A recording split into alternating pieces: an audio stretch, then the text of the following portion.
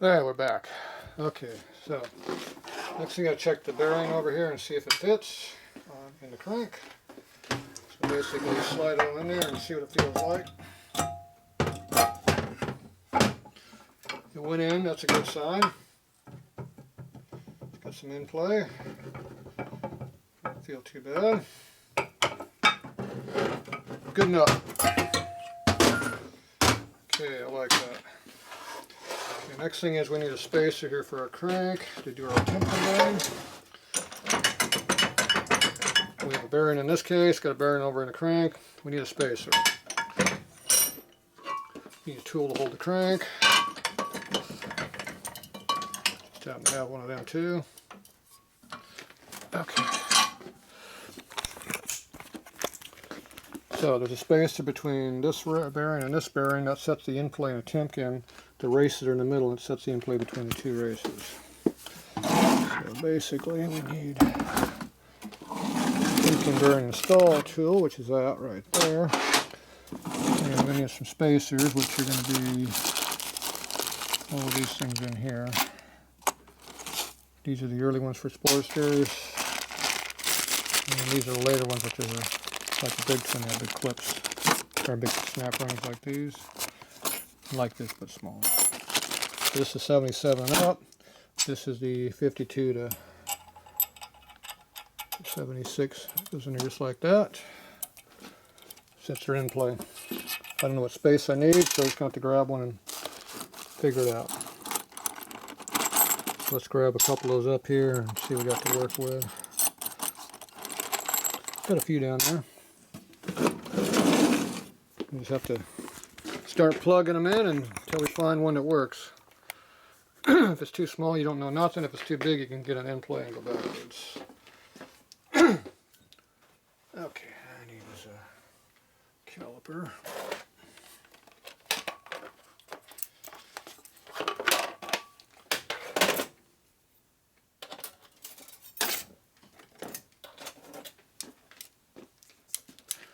Okay, let's get this back a little bit further so you can see better.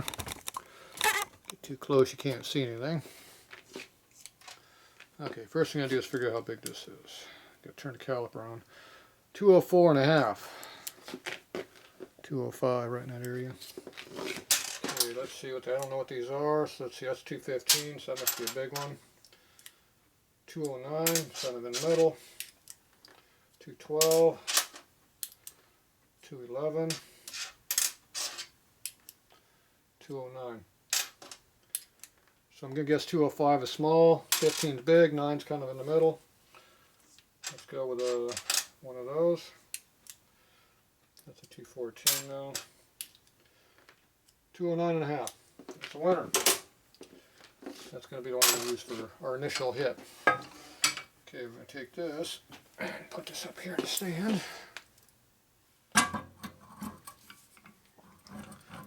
We're using a 72 case. It doesn't really matter what year flywheel you use as long as it's 76 and earlier, because the size of the shaft and the bearing change in 77, and all of this is different. The shaft is different, all that's different in 76 and earlier also. Other than that, they're interchangeable. The flywheels are the same all the way through 81, but the shafts are different.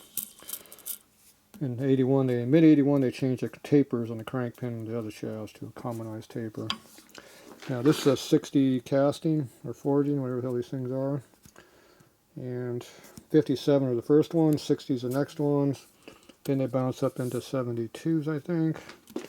There's a 73, there's a 75, 77, and there's a 79 I've seen. And it's probably something around an 81 or 2 also. And that's about the end of them. So anyway, so this only has one timing mark here for your front cylinder and a rear cylinder mark here for whatever it is. That's probably a TDC mark, but it's either rear cylinder or TD, I'm not sure which. Let's see, if it's in the top center, cranks 45, 22.5 over. Yeah, I think that's TD, but it might be a rear cylinder. I don't have too many marks on these things. I did a video on flywheel timing marks before. Go look at those. I'll tell you what's going on. I think that's a TD for front. Okay, so we're going to put our spacer in there, which was this one, which is, no, 205. This one here, 209.5. Now if you forget to put that in there, you'll burn up those Timkins real quick when you tighten the crank down, your motor sprocket, and it crushes the bearings. Your bearings will be very pissed off at you. Okay, so just drop this down, kind of put the rods where they belong helps. This should go inside the seal, except on this one it does not, on the later one it does, so we have to take the seal out to do this. So, screwdriver. That seal is falling apart anyway.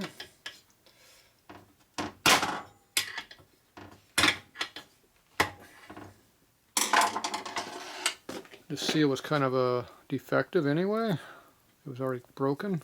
It would have leaked like a sieve. It is hard as a rock also, so probably a good idea to change it anyway. Okay, wipe off the residue in here that we don't want.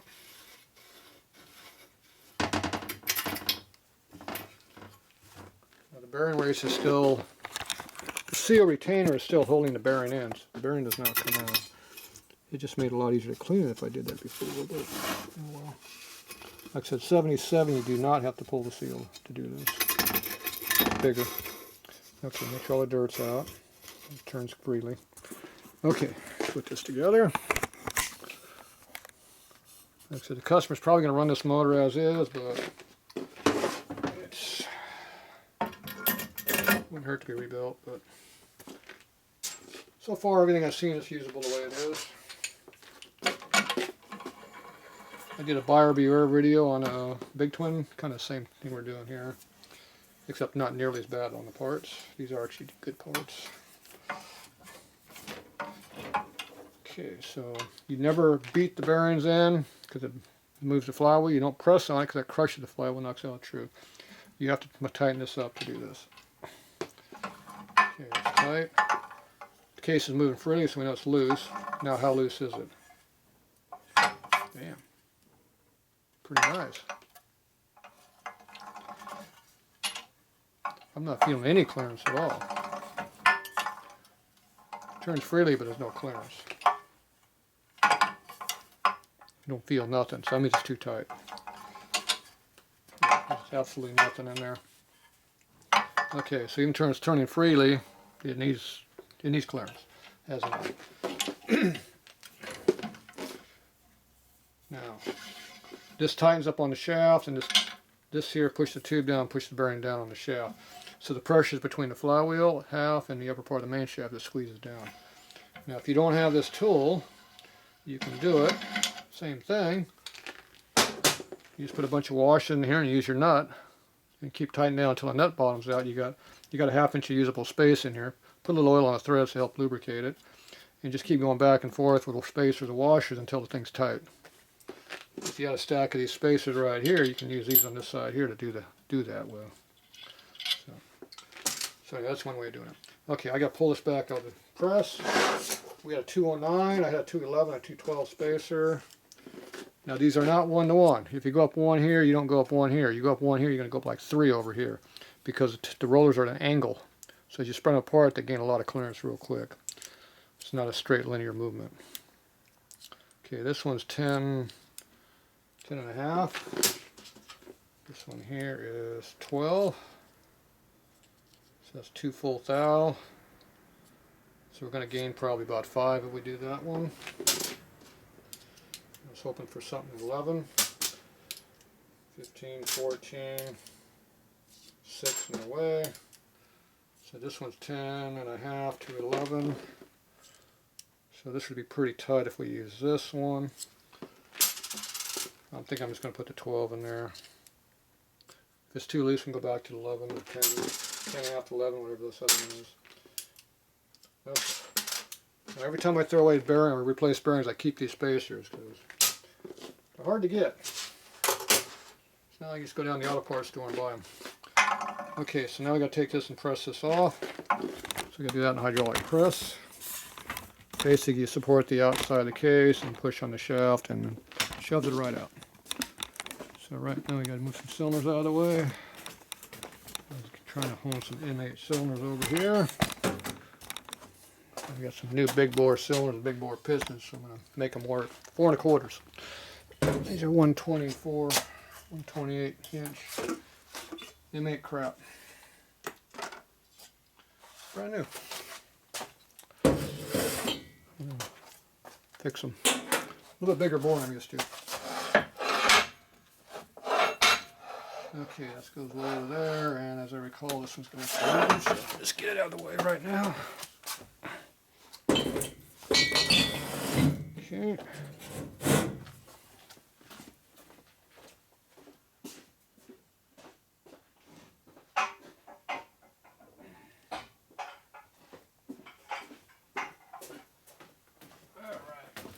Put this over here. It's the same way we do a rebuild motor if we're doing it for real. It's the same amount of work. Sharp under there. Okay, close the blocks up until you hit the flywheels. Make sure you're not pressing on the rods. Kind of important. Okay, we need a block to push on or a tube or something like that. Support the crank. Yeah, pulled some meat off my finger. Good. Support the crank from the bottom so it doesn't drop down. If it drops, it can maybe change the trueness of the crank. So try to avoid doing that if we can. That has very low pressure on that. Damn, that thing's sharp. All right, this is what we do on this press. Oh, I'll get under here.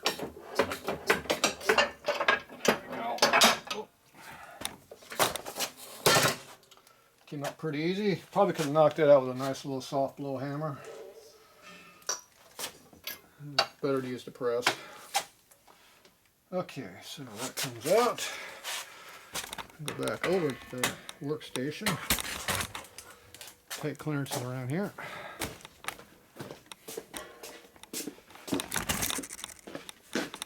Alright. Goes there. You go over there.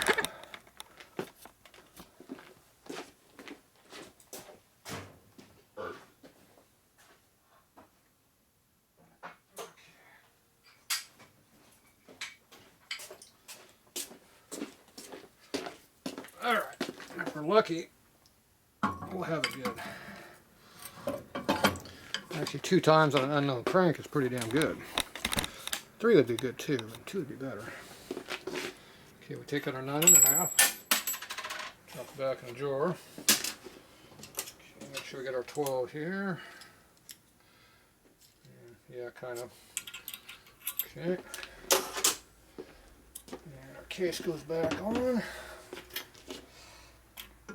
Now, one trick you can also do is heat the bearing up to about 350, 400 degrees with a little propane torch, and like a little soldering torch, and then slip it down real quick and push on it with a tube or something to shove it all the way in, or a couple screwdrivers.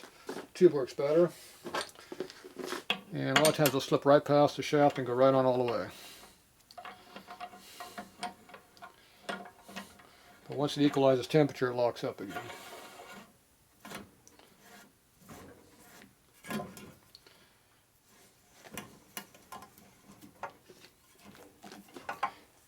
Okay, tight. Here's the clearance. I want to hear. That's perfect. I like my stuff slightly loose, but not real loose. So that's probably got about 2 thou in play in there. It's perfect. Might have as much as 3, but I doubt it. It's nice and even all the way around. No lows, no highs and lows. So the bearings are nice. Even though they're used, they're nice. You don't always have to replace stuff. Okay, so that part's done.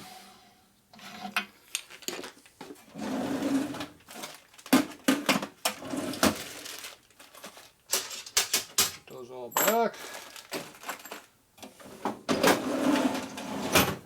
Simple.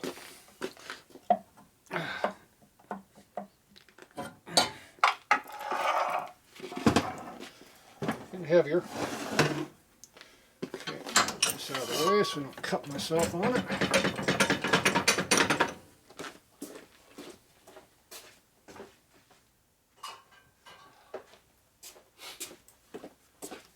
Okay. Now we just take our right case, right here, slip it around, put it on in there.